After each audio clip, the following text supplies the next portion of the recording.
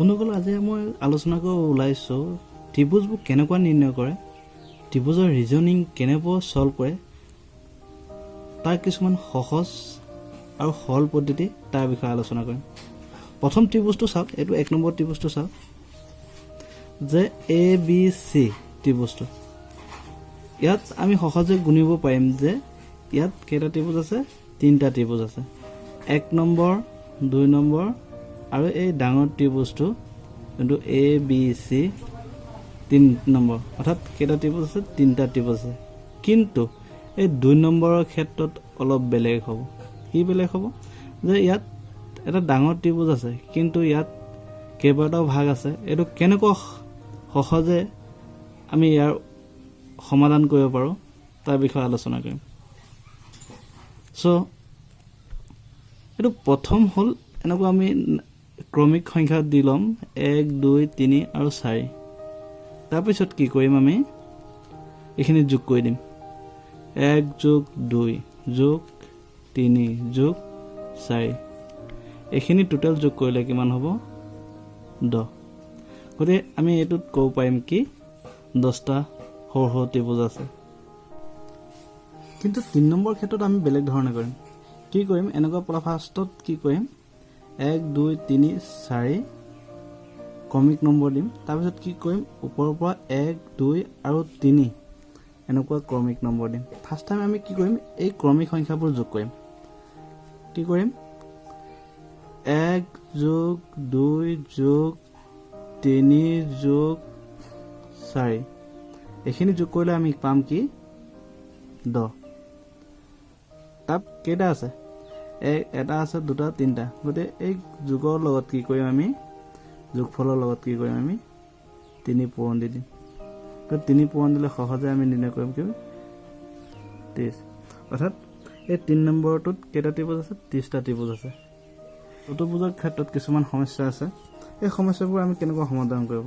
চতুৰ্ভুজত কেইটা ত্ৰিভুজ হেৰি থাকে, এই চতুৰ্ভুজটো লোৱা হওক। কি হৈছে, প্ৰথমতে আমি এনেকুৱা হেৰি কৰিম, ক্ৰমিক নম্বৰ দিম 1, 2, 3, 4 আৰু এই হায়েষ্ট নম্বৰটোৰ লগত কি কৰিম, আমি 2ৰে পূৰণ কৰি দিম। হায়েষ্ট সংখ্যাটো কি আছে, 4, তাৰ লগত কি কৰিম, 2ৰে পূৰণ কৰিলে কিমান পাওঁ, 8। অৰ্থাৎ ABCD চতুৰ্ভুজত কেইটা ছাইড 8টা ত্ৰিভুজ আছে। কিন্তু এনেকুৱা নহয়, যদি বেলেগ ধৰণে হয়, এই ক্ষেত্ৰত চাওঁ যে এনেকুৱা হয়, সেই একেদৰে কি কৰিম, আমি ক্ৰমিক নম্বৰ দিম 1, 2, 3, 4, 5, 6, 7, 8।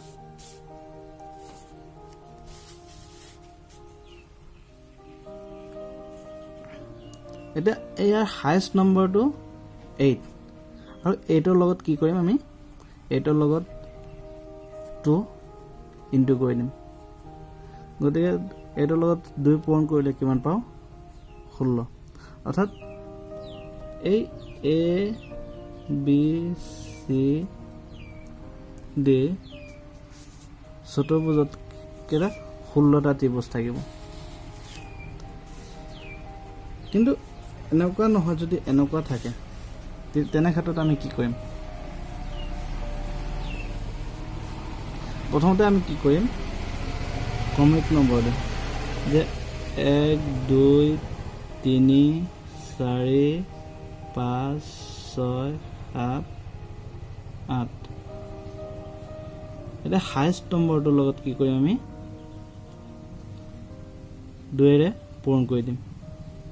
8ৰ লগত কি কৰিম,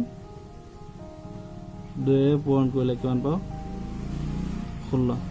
অৰ্থাৎ এই চতুৰ্ভুজত 16টা ত্ৰিভুজ, কিন্তু ইয়াত ভিতৰত 2টা চতুৰ্ভুজ আছে। এইটো আমি কি কৰিম, 1, 2, 3, 4, 5, 6, 7, 8। এইটো যিহেতু 16টা ত্ৰিভুজ আছে, গতিকে ইয়াৰ লগত আমি কি কৰিম, 2 মাল্টিপ্লাই কৰিম। গতিকে 2ৰে পূৰণ কৰিলে 16 কিমান হ'ব,